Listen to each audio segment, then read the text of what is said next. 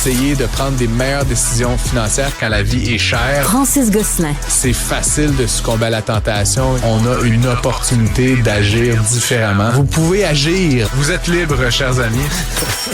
Salut Francis. Salut Alex. Bon, on va se parler un peu de voiture. On est tous les deux passionnés d'auto. Je vais te faire une confidence. Je n'ai jamais fait une scène avec mes voitures. Que ce soit des retours de location, que ce soit des voitures que j'avais achetées. Ouais. J'ai toujours perdu de l'argent. Est-ce qu'il y a quelque chose que j'ai pas compris ou...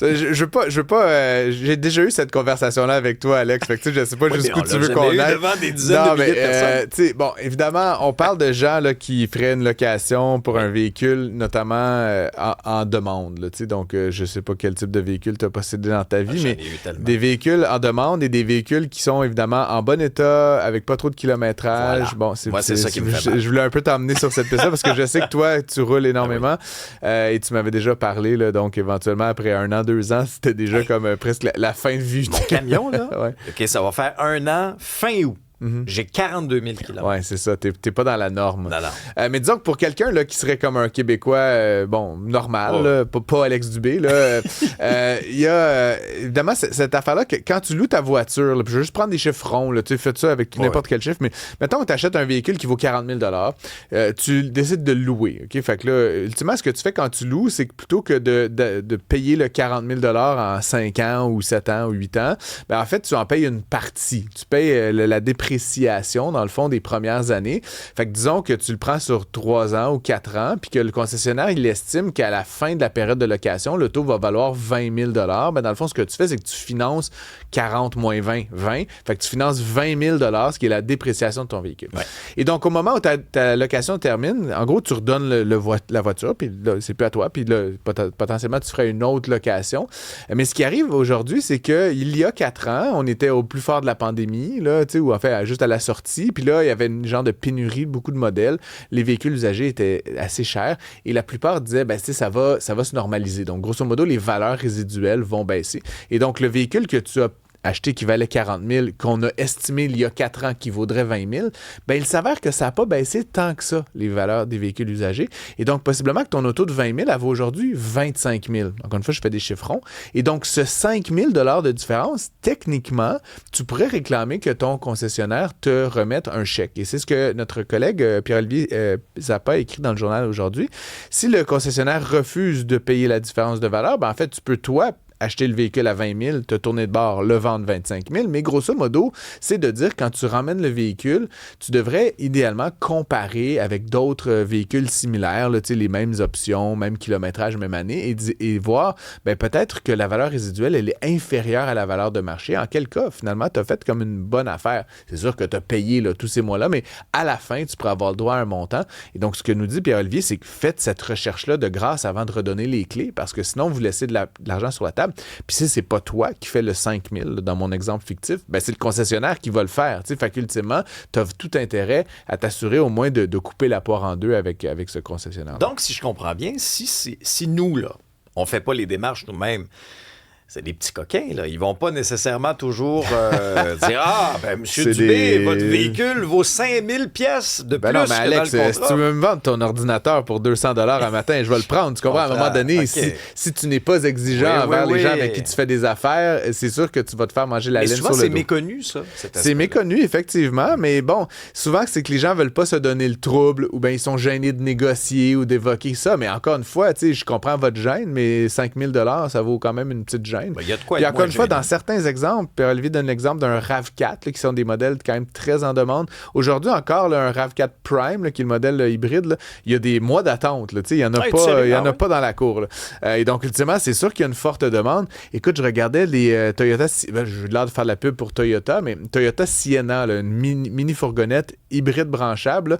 Aujourd'hui, il se vend des véhicules très usagés, là, 20 000, 30 000, 40 000 km à l'odomètre, le même prix que des véhicules neufs. Les gens les veulent tellement qu'ils sont prêts à payer pratiquement le même prix que le véhicule neuf pour l'avoir immédiatement parce qu'il y a encore une fois des longs délais d'attente. Peut-être une minivan que j'aurais dû m'acheter. Peut-être une minivan, Alex. Mais écoute, là, j'ai pas de conseils à te donner là, sur les modèles, mais chose certaine, si vous utilisez normalement votre véhicule, souvent à la remise, la dévalorisation va être moindre que ce qu'on avait anticipé et donc il y a un petit montant, petit 5 000, peut-être plus à faire. Donc, assurez-vous de faire la vérification avant de rendre les clés. Oui, c'est bien qu'on soit au courant. Tu fais bien de mettre ça sur notre radar. Bon, le point sur les négociations commerciales. Canada, États-Unis, là, tu sais que dans à peu près 8 jours, là, on a cette possibilité de tarifs supplémentaires. En parallèle, on essaie de renégocier aussi l'accord de libre-échange. Dominique Leblanc multiplie ses voyages à Washington. Comment tu vois, toi, la suite des choses? Puis est-ce qu'on doit encore faire des concessions? On parlait de ramener l'alcool américain, peut-être sur les tablettes. Là. Plusieurs choses là-dedans, Alex. Donc, 3e semaine consécutive où M. Leblanc va aller passer la semaine là-bas avec ses collègues, avec le reste de l'équipe de négociation. C'est certain que le Canada, pour l'instant, parmi tous les partenaires commerciaux des États-Unis, s'en est tiré à bon compte. Là. Puis, je sais que ça fâche peut-être un peu de dire ça, mais on est parmi les moins pénalisés par les tarifs de Donald Trump. C'est sûr que ceux qui sont dans l'industrie de l'acier, de l'aluminium, du bois d'œuvre vont me lancer des tomates, mais justement, ce ne sont que ces secteurs, alors que d'autres, notamment des pays d'Europe, des pays d'Asie, se sont vus asséner des tarifs sur une grande variété de produits, puis des tarifs souvent plus élevés. Donc, ça fait plus mal. Évidemment, on est dans une position un peu plus forte peut-être de négociation parce qu'on a aussi des choses que les Américains veulent, notamment de l'énergie, notamment des engrais, etc.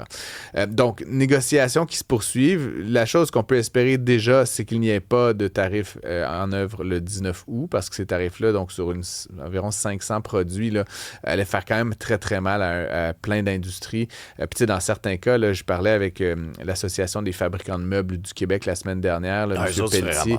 Eux, il me dit, un tarif comme ça de 50%, c'est comme un embargo. En fait, il y a plus de produits qui peuvent se vendre. Et donc, ultimement, c'est sûr que plusieurs entreprises en mourraient probablement. Donc, il faut déjà se concentrer là-dessus.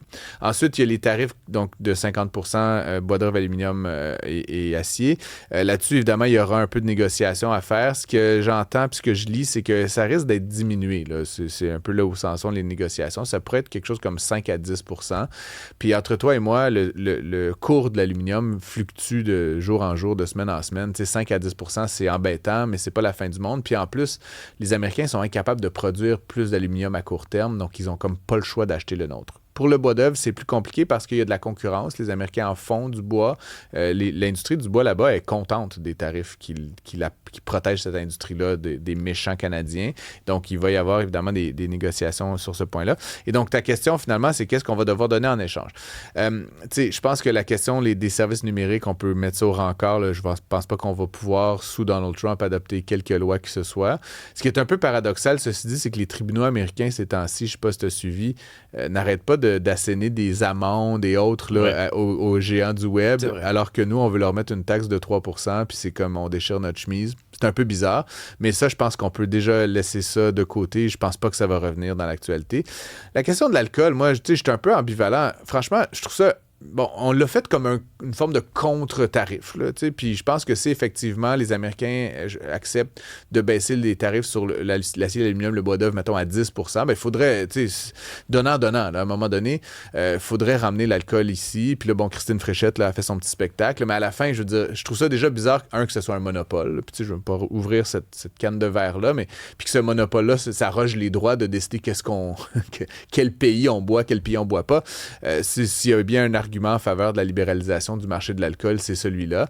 Mais donc, je pense que ça, c'est une question... Puis là, l'autre élément qui fâche, c'est la gestion de l'offre. Là. Puis, beaucoup de gens qui ont évoqué, possiblement, qu'on ne remettrait pas nécessairement en cause la gestion de l'offre, mais qu'on rehausserait peut-être les quotas de ce qu'on peut importer en provenance des États-Unis.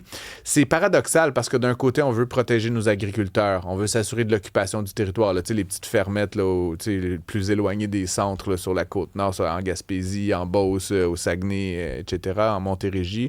C'est vrai, en même temps, ça fait en sorte que les Canadiens, les Québécois en particulier, payent beaucoup plus cher pour leur alimentation. Fait qu'on veut protéger l'industrie agricole. Mais ça fait que vos œufs, votre volaille, votre viande, votre lait vous coûte plus cher. Est-ce qu'on pourrait pas justement trouver un juste équilibre qui protège l'industrie tout en s'assurant des prix plus équitables? Moi, c'est ce que je souhaite. Finalement, ultimement, je suis pas là à vouloir percer la bulle de la gestion de l'offre, mais en même temps, notre système fonctionne pas si bien que ça pour le consommateur. Donc, ultimement, c'est comme si M. Trump, à travers tout ce brouhaha, pourrait nous avoir un peu rendu service, à nous obliger à remettre en cause un certain nombre de choses. Puis pour ce qui est de la date, là, j'ai une petite hypothèse pour toi, Alexandre. Oui. Je pense que la date du 19 août, elle va être repoussée. Je pense pas qu'on va avoir une entente d'ici les 10 prochains jours. Et donc, selon toute vraisemblance, à moins que vraiment M. Trump veuille nous provoquer ou veuille comme, tu sais, faire capoter les négociations, je pense qu'il va peut-être y avoir un sursis. Puis M. Trump nous a habitués à ça, là, une espèce de... Oui, il a fait ça 2-3 fois. Le taco, là, tu sais, peut-être qu'il repoussé 10 jours, d'un mois, quelque chose comme ça, le temps que les négociations se terminent. Et ensuite, il faudra voir, si, mettons, que les négociations aboutissent, puis qu'on s'entend que c'est 8% sur l'aluminium, puis puis, tu sais, est-ce que ça va tenir? Parce que moi, c'est ça la grosse question. Là. On fait grand drame, on en parle quasiment tous les jours, mais une fois qu'on a négocié ça, puis mettons qu'on signe en bas de la feuille, rappelons que c'est quand même M. Trump qui l'a négocié, la CEUM, il y a quelques années. C'était le meilleur accord de l'histoire, là, c'est le pire. Donc là, on en aura un nouveau, mais est-ce que rendu en novembre, après les élections de mi-mandat, il va y avoir une nouvelle crisette, puis une nouvelle patente, puis là, est-ce que Doug Ford va refaire une pub? T'sais, c'est comme, il y a tellement de gens qui font tellement tout n'importe quoi qu'à un moment donné, pour moi, je le dis souvent à Mario, tu sais, moi, comme économiste, la seule chose que je souhaite dans la vie, c'est des règles claires. On est loin de ça. Mettez-les les tarifs, mais tu sais, à la limite, gardez-les les tarifs, mais dites-nous quelles seront les règles du jeu, parce que sinon, ça fait que l'entrepreneur, il sait pas à quel sens se vouer, dans quoi investir, combien de gens embaucher. Moi, le pire ennemi de l'entrepreneuriat puis du développement économique, c'est la volatilité politique. Puis c'est vrai autant aux États-Unis. Tu sais, le Québec a pas beaucoup de leçons à donner sur la prévisibilité, là. Monsieur Legault, depuis 8 ans, là, ça monte, ça descend, les cadeaux, pas de cadeaux, les subventions, pas de subventions. C'est imprévisible et ça fait des conditions de croissance sous-optimales. Mais l'ère Legault, c'est fini, ça, Francis. Là, c'est plus la coalition Avenir Québec, équipe François Legault.